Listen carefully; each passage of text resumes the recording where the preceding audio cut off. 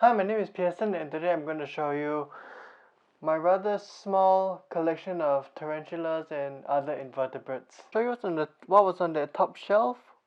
Over here we have a Phlogius proserpine sling. It's right there. Let me get a pair of tweezers to point it out for you.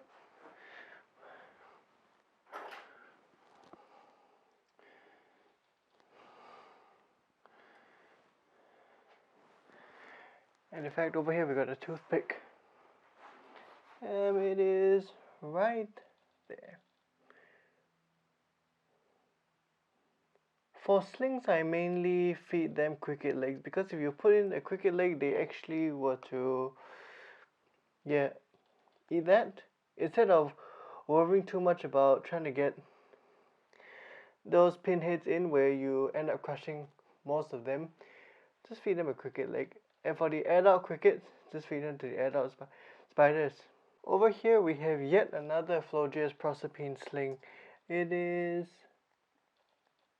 somewhere in the substrate. It's where is it? It is right there in the cup.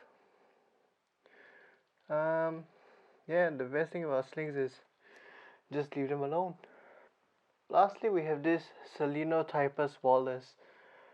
This Selenotypus wallace unfortunately has had a bad molt, in the sense that if you look really closely on its abdomen, there is this pimple looking thing. I've never experienced that before, and we'll see how it goes. Well, the last thing to show you on this top shelf is this very small family of Camponotus launis. Yeah, you got one queen with 3 or 4 workers in there.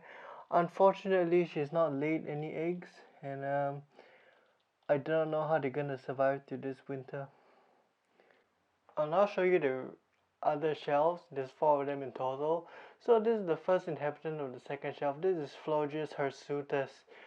Unfortunately, because Phlogius hirsutus is pretty dark to begin with, so the reflection in this window that's right beside me is going to reflect off the plastic, and therefore you can see the camera's tripod right there. And you can't really see a spider, but yeah, it's just lying in its burrow doing its thing. And that's Phlogius hirsutus. Well, there's Phlogius hirsutus right there, back on its shelf. And this here is Phlogius kutabul. I believe that's how you pronounce the name. Yeah, Kutabal.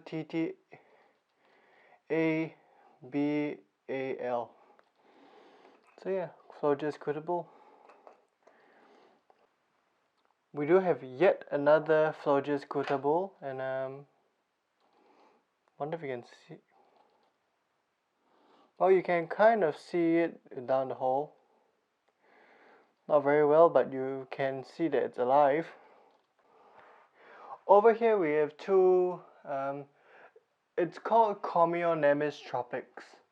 So unfortunately one of them has a cracked plastic container, so it's not really holding humidity all that well, but I mean, I'm going to spray it anyway. Yeah, you can't really see anyone's home. It's in there. And as for the other one, the burrow is down here and going to this direction. It's somewhere here. You gotta take my word for it that it is in there. I can see its abdomen. And over here we have a whole myriad of spiderlings. In fact, that's not all of them, that's only a sample of them.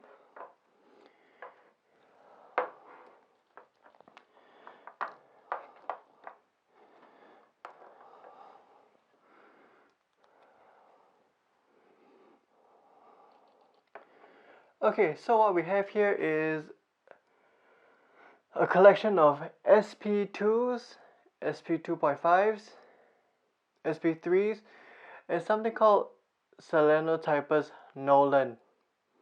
Can't really find much information about them on Google, but that's the fun about tarantula keeping, right? Just keeping it for the next few years and seeing what happens. So we're back on the floor because I'm going to show you my adults, and I prefer handling the tarantulas, or at least discussing tarantulas, especially adult tarantulas, on the floor, because if they were to bolt, they don't have very much distance to fall if anything does go wrong. So over here we have Selenotypus wallace. It's just a basic tub substrate, a basic tub setup, which is just sphagnum moss, perlite, some potting soil without any fertilizers or pesticides, and a lot of springtails.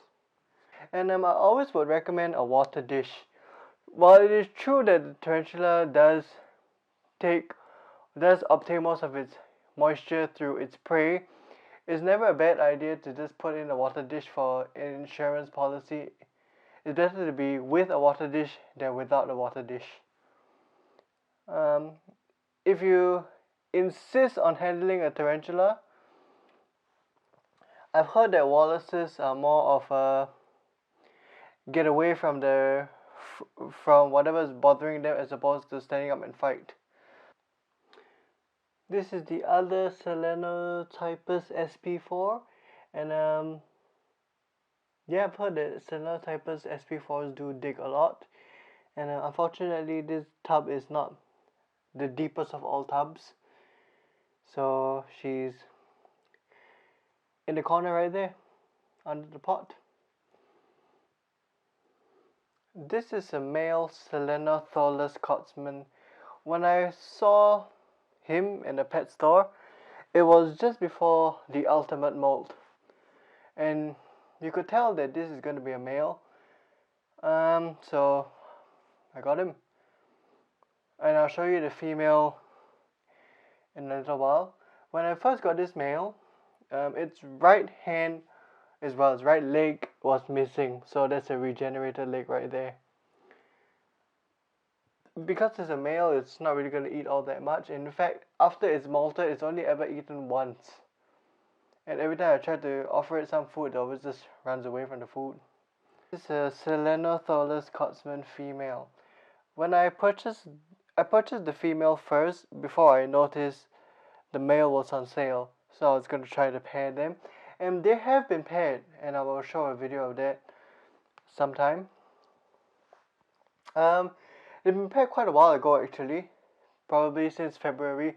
This video is being recorded in June, so I'm hoping that, well, one, I'm hoping that he actually did fertilize her. Secondly, I'm hoping that because her abdomen is pretty swollen, that is a sign that she's actually pregnant. The last one, as I said, I'm not too familiar with Australian tarantulas. I wonder if it's just that they gotta sit through winter first before they produce an egg sac. All the tarantulas which I recommend to not handle, if you do handle it at all, I wouldn't recommend handling this species.